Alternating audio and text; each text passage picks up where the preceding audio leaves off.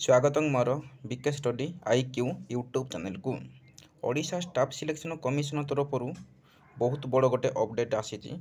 Update है preliminary exam हेबो combine technical requirement 2023 रे जो नोटिस टी बाहरी थिला तार एग्जाम हेबो केबे हेबो एग्जाम हेबो 9/6/2024 संडे दिन एग्जाम हेबो OMR मोड रे एग्जाम हेबो ऑफलाइन रे एग्जाम हेबो।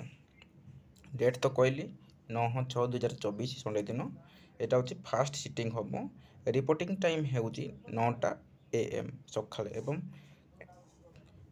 गेट क्लोजिंग टाइम हूँ 9:30 एवं एग्जाम टाइम हूँ 10टा ରୁ 12ଟା अधे पर्यंत एवं तार सिलेबस रे तार मेंशन होता नेगेटिव मार्किंग अच्छी 0.25 नेगेटिव मार्किंग अच्छी एवं यहाँ गोटे छोटिया इनफॉरमेशन थिला सांगसाथी मान शेयर करूँ से मैंने जापर एग्जाम आग अच्छी बोलिकी जो मैंने आवेदन करते आपण मैंने OSS को जाकि लॉगिन करके निजर एडमिट कार्ड को डाउनलोड करें।